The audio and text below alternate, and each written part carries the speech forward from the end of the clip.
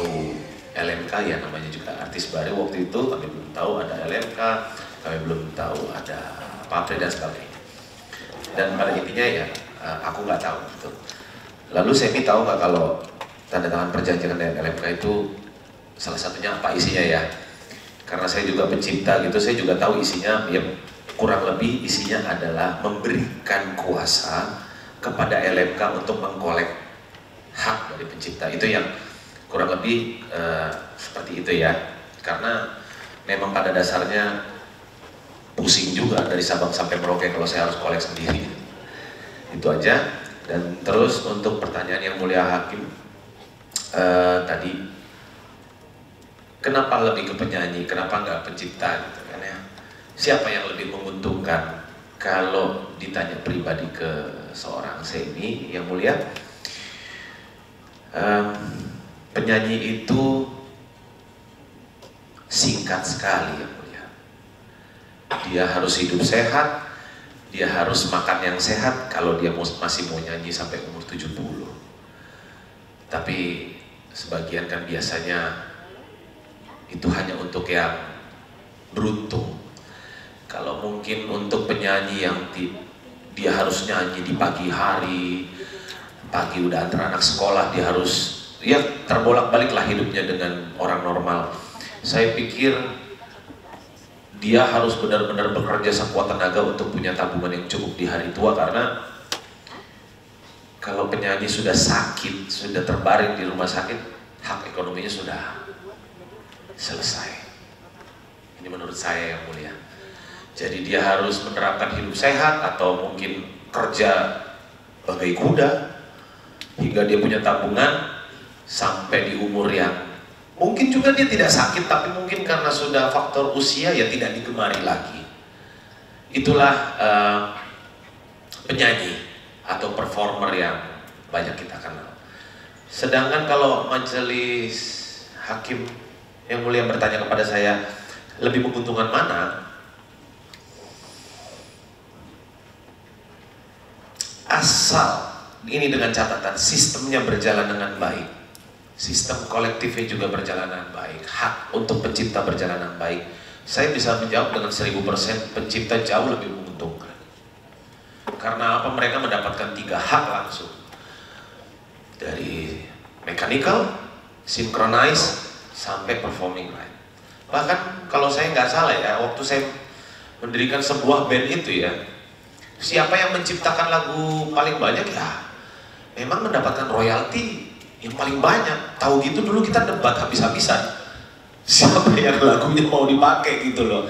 Karena waktu itu kami masih baru, jadi kami masih baru di dunia itu ya, kami hanya udahlah lagu yang kita tuakan saja lah biar kita nggak banyak berdebat, biar band ini juga langgeng, nggak ribut-ribut. Tapi kalau taunya begini, saya dulu mau berdebat yang mulia, karena saya juga mau lagu saya yang dipakai gitu. Kalau saya tahu ternyata royaltinya jomplang sekali dengan yang hak terkait gitu ya, kayak pengisi gitar atau saya penyanyi. Lalu apakah pernah saya mendapat royalti? Itu memang harus saya tanyakan ke manajemen karena saya nggak pernah mengurus tentang royalti.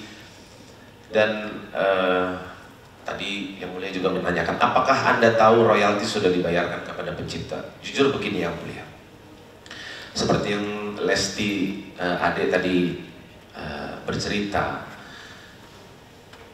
kami ini 11-12 sama badut sulap, 11-12 sama badut sulap, badut Ancol ya. Yang mulia bisa berpikir apa aja kami ini di atas panggung, apalagi yang bukan dikenal banyak kalangan luas, contohnya band Top 40 atau band-band cafe yang tidak dikenal luas, tidak punya fans.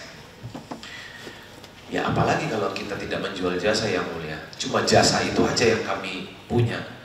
Kami punya keahlian main gitar, ya kami jual dengan suara gitarnya. Kami punya keahlian main bass, ya kami jual dengan suara bassnya. Kami bisa bernyanyi ya, itulah yang kami jual, itulah yang kami latih dari kecil.